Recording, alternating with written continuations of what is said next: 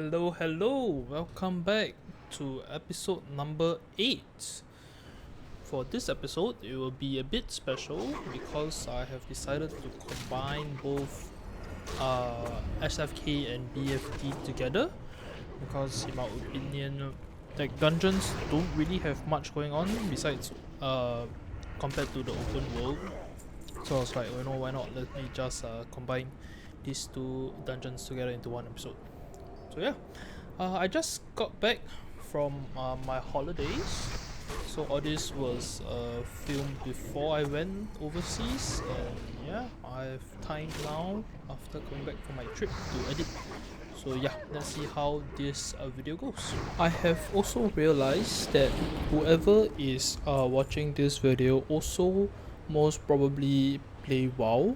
So moving forward, I think instead of having just me a full video of me questing, I would probably just have short snippets of the journey because I think nobody really wants to watch a full 30-minute video. So I think you can probably expect 15-minute videos, 20-minute videos, maybe shorter. So I've been thinking about how I want to storyboard my videos, and I think that is the best way that I should do it. So yeah, just an update on what's going to happen, and let's get back to the video. Okay, so why are we in SFK today? So mainly it's just to it's part of my challenge I want to do is to complete most of the dungeons, the hot site dungeons whenever I can. And secondly is to because they are like quests here, right? So it's also a full quest run that I wanted to do. And obviously the two not the two, the items that you want to get off this is obviously the ring from the first boss, which is super juicy, has mega stats that I think a lot of melee wants, like early into the game. This I think it's the most contested item after the legs from Wailing Caverns. So yeah, also by the end of this dungeon you get Seal of Sylvanas, which is also a really nice ring early. So yeah, okay, I kind of forgot Rattlegall exists as the first boss, cause honestly, this guy feels like any other son of Aragorn mob, so I kind of just forgot he exists. But yeah, from what I know, this boss don't really do anything, just that he has a AoE drain life or normal drain life. I forgot which one it was because I was playing a lot of private servers. In that version, it was an AoE life drain life. But I'm not sure on this one because my one job is to just prevent him from being able to suck us. So yeah, I was just Earthshocking him on cooldown, and since Earthshock generates you a lot of threat, I'm like, okay, let me just tank this boss then, so this warrior don't really have to worry about it. So I just swap to sword and shield and just beat the shit out of this guy. So yeah, off to the second boss, where the ring drops and 3 of us once, me, rogue, and warrior. So yeah, let's see what happens. Okay, coming into the second boss room. If you thought that Rattlegall did nothing, this boss I am pretty sure does absolutely fucking nothing, cause I do not remember the last time this guy actually did anything. I'm pretty sure his only mechanic is to punch the shit out of people, and our job is to just punch as hard as we can back. Okay, here as we kill the boss, guess what drops? Yes, the fucking ring drops. Everything that I was praying for has dropped because I was farming the shit out of this in Season of Discovery Phase 1 and it dropped. But I am not lucky enough to win this item because the fucking RNG gods did not bless me and it went to the fucking warrior. GG's. Congrats to that guy. So yeah, never mind. Off to the next room. Okay, as we are on the way to the the third boss, we were killing some trash and a super lucky item dropped off one of these mobs. It was a fucking dagger, which I have never seen actually drop before, if I'm not wrong. Yeah, but the stats look super sweet on this weapon. I was actually so close to wanting to press the need button on this fucking item, but then the rogue was saying it was a super big upgrade for him. I'm like, okay, you know what? if it's a super big upgrade for you, because it's kind of a minor upgrade for me. I got the one hand from Wailing Caverns, so it wasn't as big for me. So it's like, if this guy, yeah, look, this guy has a blue and a green weapon, so you know what, I think he should get it, and I think it was well deserved. It was a super lucky rare drop, and yeah, congrats to this guy. I think pretty sure we all passed on it for him, but yeah. Okay, next boss. This guy just has a bunch of ads on him. Just kill them and hit boss. I'm pretty sure the only mechanic this guy has is that he casts a heal, and he has a divine shield when he drops low. So yeah, that's basically it. We just kill this boss and move on to the next room. Oh yeah, I also kind of forgot I leveled off that boss. But yeah, anyways, moving into this room, we're gonna kill another Son of Arrogal mob. Again, I have no idea what he does. So if anyone actually knows the mechanic of this dude, yeah, please let me know, because honestly I have no idea what this guy does. You can just zap him and kill him, take him down, and move on to the actual scary part of this dungeon, which is the next room, the barn looking area. So yeah, let's just skip to that part. Okay, I see this part is scary is because if you position yourself wrongly, you can kinda ass pull the mobs on the higher like Y level. So for what my group did, we just decided to do the ultimate pussy move. So let's just sit at the entrance, the tank pulls back, and then we just kill the mobs at the entrance. So yeah, because if you're not careful, you're gonna pull a shit ton of mobs. And because this guy also dropped the Argal's gift, which is just a 5-minute dot that ticks every minute, and actually does a good amount of damage. So if you aren't careful, that shit might kill you if you're not paying attention. And yeah, the only way to remove that is to have a decus, which you need a mage, which I honestly didn't realize. Only realized after killing the second boss, the guy who drops the ring, that actually you kinda need mages in this dungeon, cause this shit is OP. And yeah, having a decus is pretty sweet. But yeah, besides all that, I didn't realize that these guys dropped this super random curse as well that I was checking out.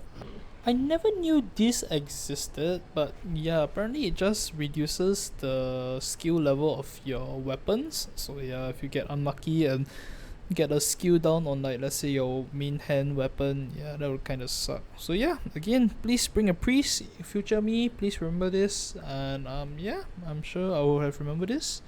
But yeah, let's just keep going to the next boss. Okay, as the cycle repeats itself, I'll just clump the next two bosses together, cause honestly I have no idea what they do again. I'm pretty sure it's like a common trend for the lower level dungeons. But yeah, the one good thing about killing this boss right now, Fenris, is that it gets to drop a cloak. That is pretty good. Yeah, this one that just dropped.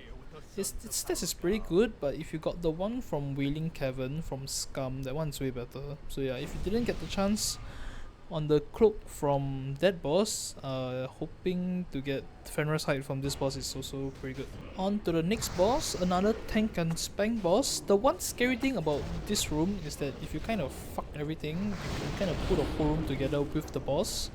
So yeah, just be careful when you come here. If not, it's another pretty simple room. Just tank it, kill it, then off to the actual scary part of the dungeon, which is the last boss. Here we are on the last boss, Argal. Holy shit, this boss hits so damn hard. So the strat when you're doing this boss is to obviously LOS the Shadow Bolts, cause that is his hardest hitting ability.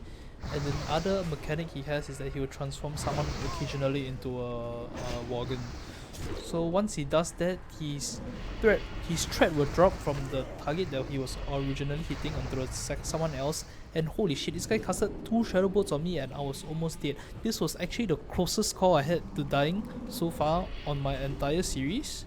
So yeah, this guy starts chugging Shadow Bolts at me, and then the nice thing about having a Warlock is that we managed to fear the guy who got transformed off. And yeah, look, this guy is just chugging Shadow Bolts on Shadow Bolts, doing so much damage to it. But I think thankfully we had some casters at least. This Warlock was just shooting this boss when he was shooting us when he's upstairs. So yeah, thank god this guy dies and a nice belt drops. So yeah, GG's, good run. Okay, BFD. In my opinion, a little harder than SFK, cause personally I have no idea what this dungeon does, but I only know there was a ton of pre-quests to do before the dungeon. So yeah, let's let past Brendan explain how the pre-quest works.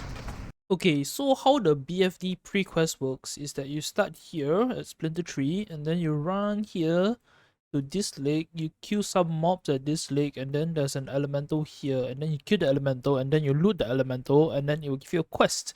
So after coming to this lake, you come back here to Splinter Tree and you hand in the 2 quests, and then after from Splinter Tree you have to run all the way here to Zoram Strand, and then from here you have to hand in the quest, and then they'll give you another quest, and then from this quest you run up to here, and then you do some quests, and then you kill a Naga, and then the Naga will drop you another quest. So after you get the quest from the Naga, you run back down here to Zoram Strand to hand in the quest, and then after this quest, you can run back here up and start the dungeon finally.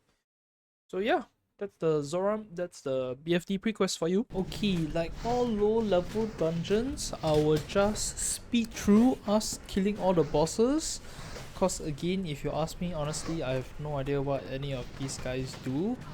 And yeah, let's just get to the interesting part of the dungeons, which is the 4 candle room, and let's see how that goes. Okay, so the infamous 4 candle room, which has probably wiped a lot of people in hardcore WoW. So we decided to just take it one at a time cause we have no mages and we're a bit of a pussy that way. But honestly, if I were to level another character again, I would definitely want to try doing 4 candles.